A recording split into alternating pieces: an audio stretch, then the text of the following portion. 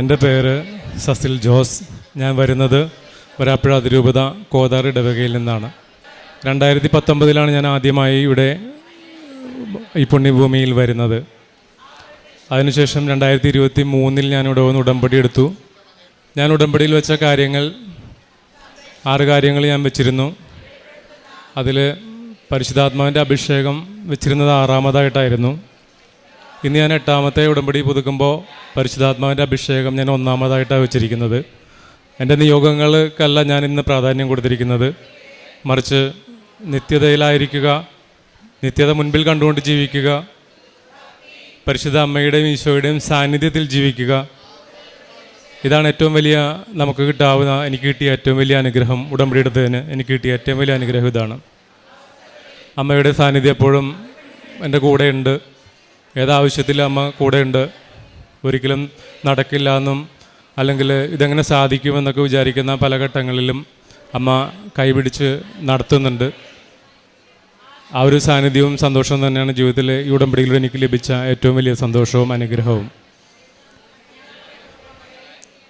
വീണ്ടും ഉടമ്പടിയിലൂടെ എനിക്ക് കിട്ടിയ മറ്റു കാര്യങ്ങൾ എന്ന് പറയുമ്പോൾ, ഞാൻ ഉടമ്പടി എടുത്ത ശേഷം ഞാനിവിടെ ഉടമ്പടി എടുക്കാൻ വരുമ്പോൾ എനിക്ക് അത്യാവശ്യം കടബാധ്യതകളൊക്കെ ഉണ്ടായിരുന്നു. ഞാൻ ഉടമ്പടി എടുത്തപ്പോൾ കടബാധ്യതകൾ ഇരട്ടിയായിട്ട് വർദ്ധിക്കുകയാണ് ചെയ്തത്. അപ്പോൾ ഞാൻ ഓർത്ത്, ദൈവമേ, എല്ലാവർക്കും ഉടമ്പടി എടുക്കുമ്പോൾ അനുഗ്രഹങ്ങളാണ് കിട്ടുന്നതല്ലോ, എനിക്ക് തകർച്ചയാണല്ലോ വരുന്നതെന്നാണ് ഞാൻ ചിന്തിച്ചത്. പക്ഷേങ്കിലും ഞാൻ ഉറച്ചു വിശ്വസിച്ചു, എന്ത് തകർച്ച വന്നാലും എന്തൊക്കെ സംഭവിച്ചാലും കർത്താവ് എന്നെ, പരിശുദ്ധ അമ്മ എന്നെ കരം പിടിച്ച് ഉയർത്തിയിരിക്കും. അതുകൊണ്ട് നല്ല ഉറച്ച ബോധ്യം ഉണ്ടായിരുന്നു. അതുകൊണ്ട് തന്നെ 10 ലക്ഷം എന്നുള്ള കടം 30 ലക്ഷത്തിലേക്ക് ഉയർന്നപ്പോഴും ഞാൻ സ്ട്രോങ് ആയിട്ട് തന്നെ നിന്നു. ഇപ്പോൾ ജോസ് ഫജൻ പറയും, വിശേഷവിധിയായി നിങ്ങൾ എന്താണ് ചെയ്യുന്നതെന്നൊരു ചോദ്യം. അപ്പോൾ ഞാൻ നോക്കിയപ്പോൾ എൻ്റെ ഉടമ്പടിയിലുള്ള കുറവുകളുണ്ടായിരിക്കാം. കുറവുകളുണ്ട്, തീർച്ചയായിട്ടും കുറവുകളുണ്ട്. അപ്പോൾ ഞാൻ എന്താ ചെയ്തതെന്ന് വെച്ചാൽ, ഞങ്ങളുടെ നാട്ടിൽ നിന്ന് എല്ലാ മാസവും ഒരു ട്രാവലർ ഇങ്ങോട്ടേക്ക് കൊണ്ടുവരും. അതിലൊരു 10, 26, 27, 28, 30 ആളുകളൊക്കെ ഉണ്ടാവും. അങ്ങനെ 2 വർഷം ട്രാവലർ ഞങ്ങൾ, എൻ്റെ ഒരു ഫ്രണ്ട് കൂടെയാണ്, ഞങ്ങൾ ഒന്നിച്ചാണ് അത് ചെയ്തിരുന്നത്.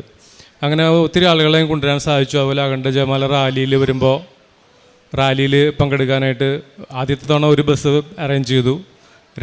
കഴിഞ്ഞ വർഷത്തെ റാലിക്ക് 2 ബസ് അറേഞ്ച് ചെയ്യാൻ സാധിച്ചു. അങ്ങനെ ഒത്തിരി ആളുകൾ എനിക്ക് ഇവിടെ കൊണ്ടുവരാനും അതുപോലെ അഖണ്ഡ ജപമാല റാലിയിൽ പങ്കെടുക്കാനും പങ്കെടുപ്പിക്കാനും ഉടമ്പടി എടുക്കാനും ഉടമ്പടി എടുപ്പിക്കാനും ഒക്കെ സാധിച്ചു. അങ്ങനെ അതിൽ കൂടുതൽ എന്ത് ചെയ്യാൻ സാധിക്കും എന്ന് ഞാൻ ആലോചിച്ചിരുന്നു. അപ്പോൾ ഒരു അഖണ്ഡ ജപമാല, ഞങ്ങളുടെ ഒരു 10 പേരുടെ ഗ്രൂപ്പ്, പ്രത്യേകിച്ച് എൻ്റെ ജീവിത പങ്കാളി ഉടമ്പടിയിലാണ്, പുള്ളിക്കാരത്തിയാണ് ജോസ് ഫച്ചിൽ നിന്ന് അഖണ്ഡ ജപമാല ഇവിടെ നിന്ന് ഏറ്റുവാങ്ങിയത്. അങ്ങനെ ഞങ്ങൾ എല്ലാ മാസവും അഖണ്ഡ ജപമാല, ഞങ്ങളുടെ വീടിനടുത്തുള്ള ഒരു കൊച്ചു ഫാത്തിമ മാത കപ്പേളയുണ്ട്, അവിടെ ഞങ്ങൾ എല്ലാ മാസവും അഖണ്ഡ ജപമാല ഞങ്ങൾ 10-15 പേരൂടെ അർപ്പിക്കുന്നു. അങ്ങനെ ഒത്തിരി മാതാവിനോട്, ഈശോയോട് അടുത്ത് നിൽക്കാനുള്ള വലിയ ഭാഗ്യം കിട്ടി, അമ്മയുടെ സാന്നിധ്യം കിട്ടി. ഇതൊക്കെയാണ് എൻ്റെ ഉടമ്പടി ജീവിതത്തിൽ ലഭിച്ച ഏറ്റവും വലിയ അനുഗ്രഹങ്ങൾ. പിന്നെ അമ്മയുടെ സാന്നിധ്യം എന്ന് പറയുമ്പോൾ, എൻ്റെ കടബാധ്യതകൾ ഞാൻ പറഞ്ഞല്ലോ, അതെനിക്ക് ഏകദേശം 50,000, 12,000 അങ്ങനെയൊക്കെയുള്ള കുറേ ലോണുകളായിരുന്നു ഓരോ മാസവും എനിക്ക് കണ്ടെത്തേണ്ടിയിരുന്നത്. ഈ ഫണ്ടുകളൊക്കെ ഒരു മാസം നമ്മൾ ജോലി ചെയ്തുണ്ടാക്കുന്ന പൈസ എല്ലാം ആ ഒരു ലോൺ ഡേറ്റ് വരുമ്പോൾ ബാങ്ക് അക്കൗണ്ട് കാലിയാവും. പിന്നെ നമുക്ക് മുമ്പോട്ട് പോകാനായിട്ട് ഒന്നും ഉണ്ടാവില്ല. അത്രയും നാൾ നമ്മൾ അധ്വാനിച്ച പൈസ മുഴുവനും ഒരു മാസം അവസാനമാകുമ്പോൾ അല്ലെങ്കിൽ ആ ഡേറ്റ്സ് വരുമ്പോൾ കംപ്ലീറ്റ് പൈസകളും എം ടി ആവും, അക്കൗണ്ട് എം ടി ആവും. പിന്നെ ഒന്നുമില്ല. പിന്നെ പിള്ളേരുടെ ഫീസ് അടക്കണമെങ്കിൽ പോലും നമ്മൾ മേലോട്ട് നോക്കും, ദൈവം എന്ത് ചെയ്യും. പക്ഷേ അപ്പോഴും അറിയാം, ആദ്യ തവണയൊക്കെ എനിക്ക് ബുദ്ധിമുട്ടുണ്ടായിരുന്നു, ആദ്യത്തെ 1-2-3 മാസങ്ങളിലെല്ലാം. കാരണം ഇതെങ്ങനെ അച്ചീവ് ചെയ്യുമെന്ന് എനിക്കറിയില്ല.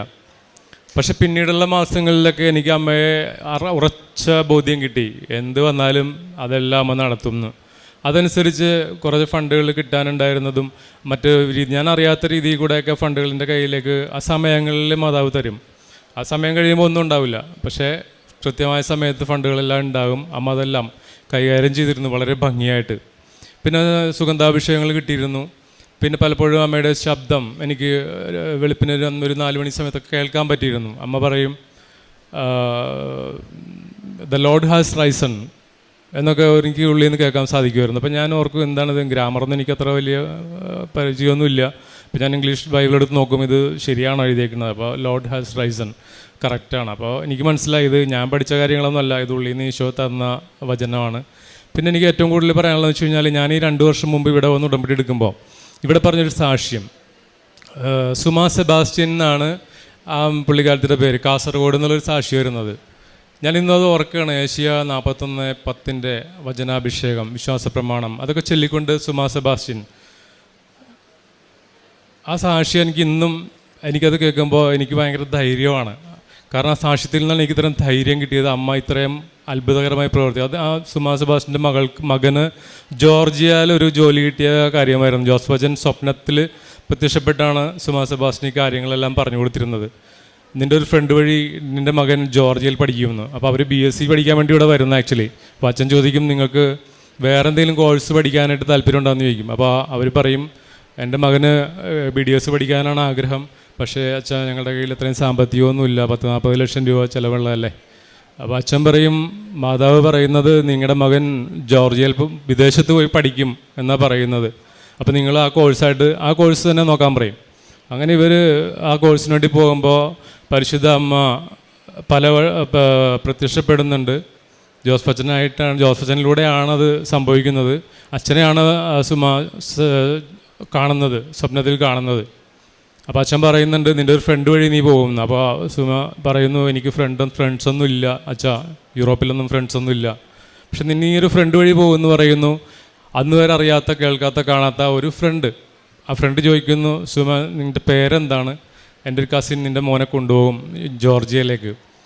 അപ്പോൾ എൻ്റെ പേര് ചോദിക്കണം എന്താണെന്ന് വെച്ചാൽ, എൻ്റെ കസിനോട് എനിക്ക് പറയണം എൻ്റെ ഫ്രണ്ടാണ്. അപ്പോൾ ഫ്രണ്ടിൻ്റെ പേരറിയില്ലെന്ന് പറയാൻ പറ്റില്ലല്ലോ. അപ്പോൾ ഇല്ലാത്തൊരു ഫ്രണ്ടിനെ മാതാവ് ഉണ്ടാക്കുന്നു. 40 ലക്ഷത്തിൻ്റെ സ്ഥാനത്ത് 1 ലക്ഷം പോലും കൊടുക്കാതെ ആ കുട്ടി ജോർജിയയിൽ പോയി പഠിക്കുന്നു. ഇംഗ്ലീഷ് മീഡിയത്തിൽ പുറത്താക്കിയൊരു കുട്ടിയാണത്. അവനവിടെ അവൻ്റെ പ്രൊഫസർ വിളിച്ച് പറയുന്നു, ഇവൻ ഈ യൂണിവേഴ്സിറ്റിയിലെ ഏറ്റവും മിടുക്കനായ കുട്ടിയാണെന്ന് പറയുന്നു. ഇതൊക്കെ പരിശുദ്ധ അമ്മയ്ക്ക് മാത്രമല്ലേ സാധിക്കുകയുള്ളൂ. ആ ഒരു വിശ്വാസം അതിശക്തമായിട്ട് എനിക്ക് കിട്ടി. ഏഷ്യ 41:10 ഭയപ്പെടേണ്ട, ഞാൻ നിന്നോട് കൂടെയുണ്ട്, സംഭ്രമിക്കേണ്ട, ഞാനാണ് നിൻ്റെ ദൈവം, ഞാൻ നിന്നെ ശക്തിപ്പെടുത്തുകയും സഹായിക്കുകയും ചെയ്യും, എൻ്റെ വിജയകരമായ വലത്ത് കൈകൊണ്ട് ഞാൻ നിന്നെ താങ്ങി നിർത്തും. ഇത് പറയുമ്പോൾ അതിനോട് ചേർത്തൊരു കാര്യമാണ് എനിക്ക് പറയാനുണ്ട്. ഞാനൊരു ദിവസം വേളാങ്കണ്ണി പോകാൻ വേണ്ടി മാതാവിൻ്റെ ബർത്ത്ഡേ സമയത്ത് ആഗ്രഹിച്ചു. പക്ഷേ എനിക്ക് അന്ന് സെപ്റ്റംബർ മാസമാണ്. അപ്പോൾ അന്ന് ഭയങ്കര റഷാണ്, വണ്ടിയൊന്നുമില്ല. അപ്പോൾ ഞാൻ മാതാവിനോട് പറഞ്ഞു, മാതാവ് എങ്ങനെ പോകും? അപ്പോൾ എനിക്ക് KSRTC എറണാകുളത്ത് നിന്ന് ഒരു ബസ് പോകുന്നുണ്ട്. അതിൽ ഞാൻ മാത്രമേ ഉള്ളൂ പാലക്കാട് വരെ. റഷാണ്, സീറ്റില്ല. പക്ഷേ എനിക്ക് വേണ്ടി മാത്രം അമ്മ ഒരു ബസ് ഒരുക്കി. അവിടെ ചെന്നപ്പോൾ ഞാൻ ചോദിച്ചു, എന്തിനാണ് നീ എന്നെ ഇങ്ങോട്ട് കൊണ്ടുവന്ന് വേളാങ്കണ്ണിക്ക്? നിനക്ക് എന്തെങ്കിലും എന്നോടൊന്നും പറഞ്ഞില്ലല്ലോ എന്ന് പറഞ്ഞു. അപ്പോൾ ഞാൻ പിറ്റേ ദിവസം തിരിച്ചു വരുമ്പോൾ അമ്മയോട് ചോദിച്ചു, അമ്മ നീ എന്നോട് പറഞ്ഞില്ലല്ലോ. അപ്പോൾ ഞാൻ അവിടെ ഒരു ബോർഡ് എഴുതിക്കണ്ടു, അതായത് do not fear, I am always with you, ഭയപ്പെടേണ്ട, ഞാൻ നിന്നോട് കൂടെ ഉണ്ടെന്നായിരുന്ന വചനം. ഞാനത് മുറുകെ പിടിച്ചു. എൻ്റെ ജീവിതത്തിൻ്റെ തകർച്ചയിലെല്ലാം ഈ വചനം എൻ്റെ കൂടെ ഉണ്ടായിരുന്നു. ഞാൻ ഇവിടെ വന്ന ശേഷമാണ് ഏഷ്യ 41:10 ആ വചനം കംപ്ലീറ്റ് ആക്കുന്നത്. ഭയപ്പെടേണ്ട, ഞാൻ നിന്നോട് കൂടെയുണ്ട്, സംഭ്രമിക്കേണ്ട, ഞാനാണ് നിൻ്റെ ദൈവം, ഞാൻ നിന്നെ ശക്തിപ്പെടുത്തുകയും സഹായിക്കുകയും ചെയ്യും, എൻ്റെ വിജയകരമായ വലത്ത് കൈകൊണ്ട് ഞാൻ നിന്നെ താങ്ങി നിർത്തും. പരിശുദ്ധ അമ്മ തന്നെയാണ് അത് പറഞ്ഞത്. അമ്മ തന്നെയാണ് നമ്മുടെ വിജയകരമായ കരം. ദൈവം നമ്മളിൽ സഹായിക്കും എന്ന് പറയുന്നത് പരിശുദ്ധാത്മാവാണ്. സഹായിക്കും എന്ന് പറയുന്നത് പരിശുദ്ധാത്മാവാണ്. ആ പരിശുദ്ധാത്മാവാണ് നമ്മളെ സഹായിക്കുന്നത്. ദൈവമാണ് പറയുന്നത്, ഞാനാണ് നിൻ്റെ ദൈവം എന്ന് പറയുന്നത്. അപ്പോൾ ദൈവവും പരിശുദ്ധാത്മാവും പരിശുദ്ധാത്മാവും കൂടി ചേർന്നൊരു വചനമാണ് ഏഷ്യ 41:10. ആ വചനത്തിൻ്റെ അഭിഷേകം കൊണ്ടാണ് ഞാൻ ഇന്നിവിടെ നിന്ന് ഈ സാക്ഷ്യം പറയുന്നത്. ഇന്നെൻ്റെ ബർത്ത്ഡേ ആണ്. ഞാൻ മാതാവിനോട് പറഞ്ഞിരുന്നു, മാതാവേ ഈ 15-ാം തീയതി എനിക്ക് നീ സമ്മാനം ഒന്നും തരണ്ട, ആൾത്താരയിലൊന്ന് കയറി നിൽക്കാനുള്ള ഒരു ഭാഗ്യം തന്നാൽ മതി. ദൈവം അതെനിക്ക് തന്നു. ഞാൻ ഈശോയെ മഹത്വപ്പെടുത്തുന്നു, നന്ദി പറയുന്നു. പരിശുദ്ധ അമ്മയ്ക്ക് 1000 നന്ദി. എൻ്റെ പ്രേക്ഷിത പ്രവർത്തനങ്ങൾ പറയുകയാണെങ്കിൽ രോഗസൗഖ്യം ഉണ്ടായിരുന്നു അതിനിടയ്ക്ക്. അതായത് എനിക്ക് യൂറിൻ സ്റ്റോണിൻ്റെ പ്രോബ്ലം ഉണ്ടായിരുന്നു. ഇപ്പം ഞാനെപ്പോഴും പെയിൻ അധികമായി കഴിഞ്ഞാൽ ഹോസ്പിറ്റലിൽ പോയിട്ട് ഇഞ്ചക്ഷൻ എടുക്കുകയാണ് പതിവ്. അപ്പോൾ ഇത് വൺസ് അത് ഓപ്പറേഷൻ ചെയ്യേണ്ട ഒരു അവസ്ഥയിലേക്ക് നീങ്ങി. ഞാൻ ഉടമ്പടി തൈലമൊക്കെ വെച്ച് പ്രാർത്ഥിച്ചിരുന്നു, പക്ഷേ അതൊന്നും പ്രാക്ടിക്കലായില്ല. പക്ഷേ ഉടമ്പടി തൈലം കൊണ്ടും ഉപ്പ് കൊണ്ടും തേൻ കൊണ്ടും എനിക്ക് നിരവധിയായ അനുഗ്രഹങ്ങളും മറ്റനുഗ്രഹങ്ങളും കിട്ടിയിട്ടുണ്ട്, എൻ്റെ ഭവനത്തിലും കിട്ടിയിട്ടുണ്ട്. പക്ഷേ ഈ സാഹചര്യത്തിൽ എനിക്കത് ഫലം ചെയ്തില്ല. അപ്പോൾ ദൈവഹിതമായിരുന്നു ഞാൻ ഓപ്പറേഷൻ എനിക്ക് നടക്കണം എന്നുള്ളത്. ഞാനപ്പോൾ ഓപ്പറേഷൻ തിയേറ്ററിലേക്ക് പോകുമ്പോൾ ഞാൻ മാതാവിനോട് പറഞ്ഞു, മാതാവേ ഇവിടെ ഒരു അപ്പച്ചന് ഓസ്ട്രേലിയയിൽ വെച്ച് കോവിഡ് ബാധിച്ച് കിടക്കുമ്പോൾ മാതാവ് വന്നിട്ട് തിയേറ്ററിൽ വരുന്നുണ്ട്. കുറച്ച് നേരം അമ്മയും ആ സഹോദരനും കൂടെ ആകാശത്ത് ഒരു തേരിലൂടെ സഞ്ചരിച്ചു. ഓപ്പറേഷൻ കഴിഞ്ഞപ്പോൾ തിരികെ ആത്മാവ് ഭൂമിയിലേക്ക് വന്നു. ആ ഒരു വലിയ സാക്ഷ്യം എൻ്റെ മനസ്സിലുണ്ടായിരുന്നു. ഞാൻ അത് മനസ്സിൽ വെച്ച് ഈശോയോട് പറഞ്ഞു, എൻ്റെ കൂടെ ഉണ്ടായിരിക്കണേ കേട്ടോ എന്ന് പറഞ്ഞു. അങ്ങനെ തിയേറ്ററിൽ പോയി ജസ്റ്റ് ഞാൻ ബെഡിൽ കിടന്നു. അവർ അനസ്തേഷ്യ തരുന്ന സമയത്ത് ഉണ്ടായ സംഭവം, പെട്ടെന്ന് എൻ്റെ കഴുത്ത് രണ്ടും അങ്ങ് അമർത്തി പിടിക്കുന്ന പോലെയായിപ്പോയി. ഞാൻ പെട്ടെന്ന് എൻ്റെ ശ്വാസമൊക്കെ പോയി, ശ്വാസം നിലച്ചു, ഏതാണ്ട് ജീവൻ പോയ അവസ്ഥയിൽ ഞാൻ അങ്ങ് കിടന്നു. അപ്പോൾ പിന്നീട് എനിക്ക് ബോധം വരുമ്പോൾ ഞാൻ ചോദിച്ചു എന്താ സംഭവിച്ചതെന്ന് ചോദിച്ചപ്പോൾ അതൊരു സ്പാസം എന്നാ പറഞ്ഞു. എനിക്കൊന്നും മനസ്സിലായില്ല. പക്ഷേ അതിനുശേഷം പിന്നീട് ഞാൻ മാതാവിനോട് ചോദിച്ചു, മാതാവേ ഇതെന്താ സംഭവിച്ചു? എല്ലാവരെയും നീ വലിയ കാത്തു പരിപാലിക്കുകയാണല്ലോ, എനിക്ക് നേരെ ഓപ്പോസിറ്റായിട്ടുള്ള ഒരു അനുഭവമാണല്ലോ വന്നത്, ഇതെന്തുകൊണ്ടാണെന്ന് ഞാൻ അമ്മയോട് ഇങ്ങനെ ചോദിക്കുമായിരുന്നു. അപ്പോൾ അമ്മ എനിക്കൊരു ദിവസം, എനിക്ക് രാത്രിയിൽ സ്വപ്നത്തിൽ ഞാൻ അമ്മയെ കണ്ടു. അപ്പോൾ അമ്മയുടെ അടുത്തേക്ക് ഞാൻ ഓടിച്ചെന്നു, അതെ അമ്മ, എൻ്റെ അമ്മ. അപ്പോൾ അമ്മയുടെ അടുത്ത് ഞാൻ ചെന്ന് പറഞ്ഞു, അമ്മേ എന്തുകൊണ്ടാണ് ഇങ്ങനെയൊക്കെ സംഭവിച്ചത് എന്നൊക്കെ ഞാൻ ചോദിച്ചു. അപ്പോൾ അമ്മ വേറൊന്നും പറഞ്ഞില്ല എൻ്റെ അടുത്ത്. ഡോക്ടേഴ്സ് എൻ്റെ ബെഡിൻ്റെ അവിടെ നിൽക്കുന്നു, ഞാനും അമ്മയും വേറൊരു കോർണറിൽ നിൽക്കുന്നു. അപ്പോൾ അവിടെ എന്താ, അപ്പോൾ ഞാൻ അമ്മയോട് പറഞ്ഞു അവരെന്താ സംസാരിക്കുന്നതെന്ന് അവിടെ ആയിരുന്നെങ്കിൽ അറിയാൻ പറ്റുമായിരുന്നു എന്നൊക്കെ ഞാൻ പറഞ്ഞു. പക്ഷേ എനിക്കൊന്നും അറിയാൻ പറ്റിയില്ല. പക്ഷേ ഒരു കാര്യം മനസ്സിലായി, അമ്മയുടെ സാന്നിധ്യം എൻ്റെ കൂടെ ഉണ്ടായിരുന്നു, അതുകൊണ്ടാണ് ഞാനിന്നും ജീവിച്ചിരിക്കുന്നത്. പിന്നീട് വീണ്ടും സ്റ്റെൻറ്റ് ഊരുന്നൊരവസ്ഥയുണ്ട്. അപ്പോൾ അത് പോയി കിടന്നപ്പോൾ അതിനുവേണ്ടി പോയി അഡ്മിറ്റ് ആയപ്പോൾ എനിക്ക് ആ സമയമായപ്പോൾ വല്ലാത്തൊരു പേടി തോന്നി, കഴിഞ്ഞ പ്രാവശ്യത്തെ പോലെ എന്തെങ്കിലും സംഭവിക്കുമോ. അപ്പോൾ എനിക്ക് പെട്ടെന്ന് എന്തായാലും ഈ ഭയം ഉള്ളതുകൊണ്ട് ഇനി എന്തെങ്കിലും സംഭവിക്കാനും സാധ്യതയുണ്ട്. അപ്പോൾ ഞാൻ അമ്മയോട് പറഞ്ഞു, അമ്മ എനിക്ക് പറ്റുന്നില്ല, ഞാൻ ഇറങ്ങാൻ കേട്ടോ പറഞ്ഞ്. അപ്പോൾ ഞാൻ ഓർത്ത്, മാതാവ് ഇനി ഇറങ്ങിക്കഴിഞ്ഞാൽ ഇനി വീണ്ടും ഇതിന് വേണ്ടി പ്രിപ്പയർ ചെയ്യണം, ലീവ് എടുക്കണം, തലേദിവസം അഡ്മിറ്റ് ആകണം, ഒരുപാട് പ്രൊസീജിയറുണ്ട്, ഇതെന്തായാലും എടുക്കാതിരിക്കാനും പറ്റില്ല. അപ്പോൾ ഞാൻ അമ്മയോട് പറഞ്ഞു, അമ്മ ഇത് എന്ത് ചെയ്യും, എനിക്കൊരു പിടിയും കിട്ടുന്നില്ല, അമ്മ സഹായിക്കണം എന്ന് പറഞ്ഞു. അപ്പോൾ ഈ ഏഷ്യ 41:10 വചനം, ഭയപ്പെടേണ്ട, ഞാൻ നിന്നോട് കൂടെയുണ്ട്, സംഭ്രമിക്കേണ്ട, ഞാനാണ് നിൻ്റെ ദൈവം, ഞാൻ നിന്നെ ശക്തിപ്പെടുത്തുകയും സഹായിക്കുകയും ചെയ്യും, എൻ്റെ വിജയകരമായ വലത്തുകൊണ്ട് ഞാൻ നിന്നെ താങ്ങി നിർത്തും. ഈ വചനം പറഞ്ഞതോടുകൂടെ എനിക്കറിയില്ല, ഞാൻ പിന്നെ കൂളായിട്ട് കിടന്നു, എല്ലാം ഭംഗിയായിട്ട് അങ്ങ് തീർന്നു. അപ്പോൾ വചനത്തിൻ്റെ ശക്തിയിലൂടെയാണ് ഞാൻ എൻ്റെ ഉടമ്പടിയിൽ മുന്നോട്ട് പോയിക്കൊണ്ടിരിക്കുന്നത്. പിന്നെ പത്രപ്രവർത്തനം, പ്രേക്ഷിത പ്രവർത്തനമൊക്കെ ഞാൻ ഇവിടെ വീട്ടിൽ നിന്ന് കൊണ്ടുപോകുന്ന പത്രങ്ങൾ മിക്കവാറും ഇവിടെ പറഞ്ഞതിലധികം പത്രങ്ങൾ ഞാൻ വാങ്ങിച്ചുകൊണ്ട് പോകും. എന്നിട്ട് ഞാൻ എല്ലായിടത്തും കൊടുക്കും. ആദ്യമൊക്കെ കൊടുക്കാൻ കുറച്ച് ബുദ്ധിമുട്ടൊക്കെ ഉണ്ടായിരുന്നു. കാരണം നമ്മളിലൊരു അഹങ്കാരം എന്ന് പറയുന്നൊരു സംഭവം അതുള്ളതുകൊണ്ട് നമുക്കത് കൊടുക്കാൻ ഇച്ചിരി പാടാണ്, പത്രം കൊടുക്കാനായിട്ട്. പക്ഷേ ഞാൻ എൻ്റെ അഹങ്കാരത്തെ എന്നിൽ നിന്ന് നീക്കിയാലേ കൂടുതൽ പരിശുദ്ധ അമ്മയോടും ഈശോയോടും ചേർന്ന് നിൽക്കാൻ സാധിക്കുമെന്നുള്ള തിരിച്ചറിവുണ്ടായിരുന്നു. അതുകൊണ്ട് ഞാനത് അച്ഛൻ പറയുന്ന പോലെ സ്റ്റാറ്റസ് ഡൗൺ ആക്കും. എല്ലായിടത്തും ഞാൻ കൊണ്ട് കൊടുക്കും. ആരെന്തൊക്കെ പറഞ്ഞാലും കളിയാക്കിയാലും ഒന്നും ഒരു പ്രശ്നമല്ല. കാരണം എനിക്കറിയാം, ഞാനിത് ചെയ്ത് കഴിഞ്ഞാൽ തീർച്ചയായിട്ടും എന്നെ ഉയർത്തേണ്ട ഉത്തരവാദിത്വവും കടമയും പിന്നെ ഈശോയുടെ അമ്മയുടെയുമാണ്. കാരണം അവരിതൊക്കെ ചെയ്ത് കൂട്ടിയിട്ട് അവനെ ദൈവം കൈവിട്ടു എന്ന് നാട്ടുകാർ പറയാൻ പറ്റില്ലല്ലോ. അപ്പോൾ അതിൻ്റെ ഉത്തരവാദിത്വവും കടമയും പിന്നെ ഈശോയുടെയാണ്, മാതാവിൻ്റെയാണ്. അപ്പോൾ അതുകൊണ്ട് ആരൊക്കെ എന്തൊക്കെ പറഞ്ഞാലും നാളെ തീർച്ചയായിട്ടും ദൈവം മഹത്വപ്പെടും എന്നുള്ള കാര്യത്തിൽ 100% ഗ്യാരണ്ടിയാണ്. അതുകൊണ്ടിട്ട് ഒരു പ്രതിസന്ധിയിൽ നമ്മൾ തളർന്ന് പിന്നോട്ട് മാറാറില്ല. എത്ര പ്രതിസന്ധി അച്ഛൻ പറയാറുണ്ട്, നിങ്ങൾ എത്രയും കഷ്ടപ്പെട്ട് ബുദ്ധിമുട്ടി തന്നെ വേണം പത്രം കൊടുക്കാമെന്ന് പറയും, ഈസി ആയിട്ട് പത്രം കൊടുക്കരുതെന്ന് പറയും. അതുപോലെ തന്നെ എനിക്ക് എത്രയും ബുദ്ധിമുട്ടുള്ള സ്ഥലങ്ങളിൽ തന്നെ ഞാൻ പത്രങ്ങൾ കൊടുക്കും. ചിലപ്പോൾ എവിടെയെങ്കിലും പള്ളികളിലൊക്കെ പത്രങ്ങൾ കെട്ടുകയാണെങ്കിൽ ഇരിപ്പുണ്ടാവും. അപ്പോൾ എനിക്ക് സന്തോഷം തോന്നും. പക്ഷേ ഇതെവിടെ കൊടുക്കും എന്നുള്ളൊരു ആശങ്ക ആ സമയത്ത് തന്നെ കയറി വരും.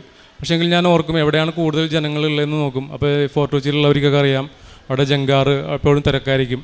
ഞാൻ ആ പത്രമായിട്ട് നേരെ ജങ്കാറിലേക്ക് അടുത്തേക്ക് പോകും. അവിടെ ഇഷ്ടംപോലെ ആളുകൾ ഇങ്ങനെ ക്യൂ കണ്ട് നിൽക്കുകയാണ്. അപ്പുറത്തും നാനാ ജാതി മതസ്ഥരായ ആളുകൾ ഇഷ്ടം പോലെയാണ്.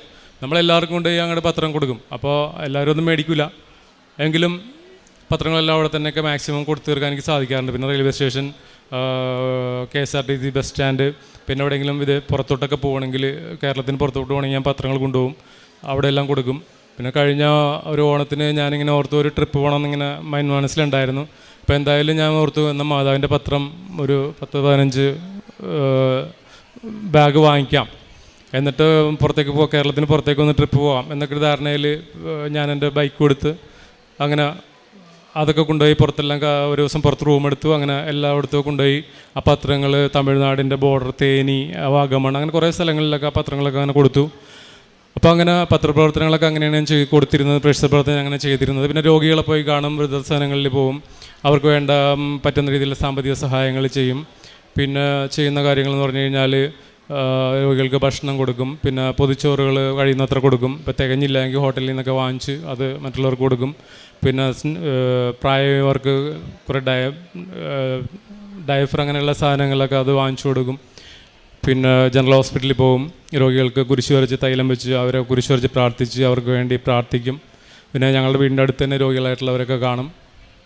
അങ്ങനെയുള്ള പ്രവർത്തനങ്ങൾ, എന്തെല്ലാം പ്രവർത്തനങ്ങൾ ചെയ്യാൻ പറ്റുമോ അതെല്ലാം ഈശോയ്ക്ക് വേണ്ടി മാതാവിന് വേണ്ടി ചെയ്യുമായിരുന്നു. അതൊക്കെയാണ് എൻ്റെ പ്രേക്ഷിത പ്രവർത്തനങ്ങളും മറ്റ് ശുശ്രൂഷകളും എല്ലാം. സുഭാഷിതങ്ങൾ 19:21 മനുഷ്യൻ പലതും ആലോചിച്ചു വയ്ക്കുന്നു, നടപ്പിൽ വരുന്നത് കർത്താവിൻ്റെ തീരുമാനമാണ്.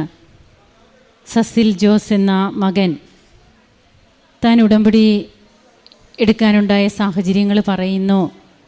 ഉടമ്പടി എടുത്തതിന് ശേഷം 10 ലക്ഷമായിരുന്ന കടം 30 ലക്ഷമായി വർദ്ധിച്ചതാണ് ഈ മകൻ ഇവിടെ പറയുക. അതോടുകൂടി എല്ലാവർക്കും കടഭാരങ്ങൾ കുറയുമ്പോൾ തൻ്റെ ഭാരം കൂടി വരുന്നു. എന്നാൽ ഉടമ്പടി ധ്യാനങ്ങൾ, അതുപോലെ തനിക്ക് പിന്നീട് കിട്ടുന്ന ബോധ്യങ്ങൾ, അതെല്ലാം ഇപ്പോൾ നാം കേട്ട തിരുവചനം പോലെ കർത്താവിൻ്റെ പദ്ധതികളാണ് നടപ്പിൽ വരിക എന്ന് പിന്നീട് പൂർണ്ണമായി വിശ്വസിച്ചു. തനിക്ക് തൻ്റെ മെയിൻ ലോൺ അടച്ചു തീർക്കാനുള്ള ഒരു വരുമാന മാർഗം തനിക്ക് ലഭിച്ച്, അങ്ങനെ പല സ്ഥലങ്ങളിൽ നിന്ന് തങ്ങൾക്ക് കിട്ടാനുള്ള പൈസയൊക്കെ കിട്ടി മെയിൻ ലോൺ അടയ്ക്കുവാനായിട്ടുള്ള ഒരു കൃപ ഈ മകൻ അങ്ങനെ ലഭിക്കുകയാണ്. പിന്നീടാണ് തൻ്റെ കൂടുതലുമായിട്ടും ഈ മകന് പരിശുദ്ധ അമ്മ സംസാരിക്കുന്നു. അമ്മ സന്തത സഹചാരിയായിട്ട് തൻ്റെ കൂടെ വരുന്നു. സ്വപ്നത്തിലുണ്ട് അമ്മ, അമ്മയുടെ സ്വരം കേൾക്കുന്നു. അങ്ങനെ പരിശുദ്ധ അമ്മയോട് ആലോചിച്ചുകൊണ്ട് ഓരോ കാര്യവും ചെയ്യുകയും അമ്മയോട് സംസാരിക്കുകയും ചെയ്യുന്നു. ഇതുതന്നെ ആണ് ഉടമ്പടി ജീവിതത്തിൽ സാന്നിധ്യം. അതായത് പരിശുദ്ധ അമ്മയുടെ സാന്നിധ്യം, ദൈവത്തിൻ്റെ സാന്നിധ്യം, ഇത് ഓരോ മക്കളും അനുഭവിക്കുമ്പോൾ തീർച്ചയായും നാം കേൾക്കുന്നത് പോലെ തന്നെ പത്രോസ് ശ്ലീഹായുടെ ലേഖനത്തിൽ 5-ാം അധ്യായത്തിൽ ഇപ്രകാരം പറയുന്നുണ്ട്: തൻ്റെ നിത്യമഹത്വത്തിലേക്ക് ക്രിസ്തുവിൽ നിങ്ങളെ വിളിച്ചിരിക്കുന്ന അനുഗ്രഹദാതാവായ ദൈവം നിങ്ങളെ അല്പകാലത്തെ സഹനത്തിന് ശേഷം പൂർണ്ണരാക്കുകയും സ്ഥിരീകരിക്കുകയും ശക്തരാക്കുകയും ചെയ്യും. തൻ്റെ ജീവിതത്തിൽ താൻ ഇന്ന് അതൊക്കെ മനസ്സിലാക്കുന്നു. അതൊക്കെ തന്നെയാണ് ഏറ്റവും വലിയ തിരിച്ചറിവുകൾ. ഇന്ന് തനിക്ക് എന്തെങ്കിലുമൊക്കെ കടഭാരങ്ങൾ ഉണ്ടെങ്കിൽ അതല്ല തന്നെ കൂടുതലായിട്ട് തൻ്റെ മനസ്സിലേക്ക് വരുന്നതെന്നും എത്ര പേർക്ക് കർത്താവിനെ പങ്കുവയ്ക്കുവാൻ തനിക്ക് കഴിയും, അതിനു വേണ്ടിയിട്ട് താൻ ആദ്യമേ തന്നെ ഒരു ബസ്സൊക്കെ ഇങ്ങോട്ടിട്ടു. അഖണ്ഡ ജപമാല റാലിക്ക് ഇങ്ങോട്ട് എത്രയോ മക്കളെ കൊണ്ടുവരുന്നു. തൻ്റെ വൈഫ് വന്ന് ഉടമ്പടി എടുത്ത് ഒരു ഉടമ്പടി കൂട്ടായ്മയായിട്ട് തങ്ങളുടെ പ്രദേശത്ത് അഖണ്ഡ ജപമാല തുടങ്ങുന്നു. അങ്ങനെ ദൈവത്തോടൊത്തു ജീവിക്കുവാൻ തനിക്ക് ഏതൊക്കെ മാർഗങ്ങൾ ഇനി ഉണ്ട് എന്നുള്ളതാണ് വിശേഷവിധിയായിട്ട് ചെയ്യുവാനായിട്ട് ഈ മകൻ പരിശ്രമിക്കുക. അതുപോലെ തന്നെ താൻ കേട്ട സാക്ഷ്യങ്ങൾ, ഇവിടെ 2 സാക്ഷ്യങ്ങൾ പങ്കുവെച്ചു. ആ സാക്ഷ്യങ്ങളൊക്കെ തൻ്റെ ജീവിതത്തിന് എങ്ങനെ ഒരു മുതൽക്കൂട്ടായി, എങ്ങനെ ഒരു ബലമായി. യെശയ്യാ 41:10 അത് വീണ്ടും വീണ്ടും ഇവിടെ ആവർത്തിക്കുന്നുണ്ട്. അങ്ങനെ നാം ഈ സാക്ഷ്യങ്ങളൊക്കെ ഇവിടെ പറയുമ്പോഴും, അതുപോലെ നാം സാക്ഷ്യങ്ങളിൽ യൂട്യൂബിലൂടെയൊക്കെ ശ്രവിക്കുമ്പോഴും തീർച്ചയായും നമ്മുടെ അനുഭവം നാം മറ്റുള്ളവരുടെ മുമ്പിൽ പങ്കുവെക്കുമ്പോൾ അവർക്കുമൊക്കെ അതൊരു ബലത്തിന് കാരണമാകുമ്പോൾ ദൈവം പങ്കുവയ്ക്കപ്പെടുകയാണ്. അതായത് ദൈവസ്നേഹം പങ്കുവെച്ച് ദൈവം മഹത്വീകരിക്കപ്പെടുവാനായിട്ട് നമ്മുടെ സാക്ഷ്യം മൂലം ഇടയാകുന്നു. മറ്റുള്ളവരുടെ സാക്ഷ്യം തനിക്ക് എങ്ങനെ പ്രചോദനമായി എന്നാണ് സസിൽ ജോസ് ഇവിടെ പങ്കുവയ്ക്കുക. അമ്മ പറയുന്ന ഒരു വാക്കുണ്ട്, താൻ അല്പമെങ്കിലും ഏർലി മോർണിംഗ് എഴുന്നേൽക്കാൻ താമസിക്കുമ്പോൾ ദ ലോർഡ് ഹാസ് റിസൺ, കർത്താവ് ഉയിർത്തെഴുന്നേറ്റു. ഈ ഉയിർത്തെഴുന്നേറ്റ കർത്താവിനെയാണ് നാം ഹൃദയത്തിലേറ്റി കൊണ്ടു നടക്കുന്നത്. നമ്മുടെ കർത്താവ് മരണപ്പെട്ട് കിടക്കുന്ന ഒരു കർത്താവല്ല, ഉയിർത്ത് സജീവനായിട്ട് ഇന്നും പലസ്തീനായിലൂടെ അത്ഭുതങ്ങളും അടയാളങ്ങളും ചെയ്ത് എപ്പോഴോ മൺമറഞ്ഞു പോയ ഒരു ക്രിസ്തുവല്ല, ഇന്നും ജീവിക്കുന്ന ക്രിസ്തുവായിട്ട് ആയിരങ്ങൾക്ക്, പതിനായിരങ്ങൾക്ക്, ലക്ഷങ്ങൾക്ക്, കോടികൾക്ക് നാഥനായിട്ട് ഇന്നും വാണരുളുന്ന സത്യദൈവമാണ് എന്നുള്ളതാണ്. അതാണ് എൻ്റെ പുത്രൻ, അവൻ്റെ രാജ്യത്തിന് അവസാനമുണ്ടാവുകയില്ല എന്ന് മാലാഖ വന്ന് അമ്മയോട് മംഗളവാർത്ത പറയുമ്പോൾ പറയുന്നുണ്ട്. അത് അമ്മ ഇവിടെ പറഞ്ഞു കൊടുക്കുകയാണ്, ദ ലോർഡ് ഹാസ് റിസൺ. അങ്ങനെ തൻ്റെ ജീവിതത്തിൽ കിട്ടിയ ബോധ്യങ്ങൾ ഒത്തിരിയുണ്ട് ഈ മകന്. അത് തന്നെ നിത്യജീവിതത്തെ ലക്ഷ്യം വെച്ചുകൊണ്ടുള്ള ഒരു ജീവിതമാണ് ഇന്ന് തനിക്ക് കൂടുതൽ ആവശ്യം. പരിശുദ്ധാത്മാവിനെ കൊണ്ട് നിറയുവാനായിട്ടാണ് താൻ കൂടുതൽ ആഗ്രഹിക്കുന്നത്. അതാണ് തൻ്റെ നിയോഗത്തിലുള്ളത് എന്നൊക്കെ പറയുമ്പോൾ എത്രമാത്രമാണ് തൻ്റെ ജീവിതത്തിൽ താൻ ഉടമ്പടി ജീവിതം ഏറ്റവും അർഹമായതാണ് ദൈവസന്നിധിയിലേക്ക് നടന്നെടുക്കുവാനെന്ന് ഇന്ന് ഈ മകൻ മനസ്സിലാക്കുന്നു. അതുപോലെ തൻ്റെ ഓപ്പറേഷൻ്റെ സമയത്ത് ഒരു നിമിഷത്തേക്ക് തൻ്റെ ശ്വാസം മൊത്തം നിലച്ച് താൻ അനക്കമില്ലാത്ത ഒരു വ്യക്തിയായിത്തീരുന്നു. പിന്നീട് അമ്മയോട് അതിനെക്കുറിച്ച് ചോദിക്കുന്നുണ്ട്. അമ്മ എങ്ങനെയാണ് ഓപ്പറേഷൻ തിയേറ്ററിൽ പിന്നീട് ഈ മകനെ കാണപ്പെടുന്നതെന്നും അങ്ങനെ അമ്മ ഈ മകനോട് പിന്നീട് സംസാരിക്കുന്നു. നിനക്ക് ജീവൻ തിരിച്ചു നൽകിയത് ഞാനാണ് എന്ന് പറയുന്ന അമ്മയുടെ കരുതലുള്ള സാന്നിധ്യമാണ് പിന്നീട് ഈ മകൻ അനുഭവിക്കുക. അങ്ങനെ സാക്ഷ്യം മൊത്തം അമ്മയുടെ സാന്നിധ്യത്തിൻ്റെയും അമ്മ ഈ മകനെ എങ്ങനെ കരുതുന്നു എന്നുള്ളതിൻ്റെയുമാണ്. അപ്പോൾ തീർച്ചയായും ജീവിതത്തിൽ ദൈവിക പദ്ധതികളോട് നമ്മെ തന്നെ ചേർത്ത് നിർത്തുമ്പോൾ ദൈവം എങ്ങനെയാണ് നമ്മിലൂടെ പ്രവർത്തിക്കാനായിട്ട് ഒരു ഉപകരണമാക്കി നമ്മെ മാറ്റുക എന്നുള്ളത് സാക്ഷ്യത്തിലുടനീളം നമുക്ക് കാണുവാൻ കഴിയും. കരങ്ങളടിച്ച് നമുക്ക് ദൈവത്തെ മഹത്വപ്പെടുത്താം.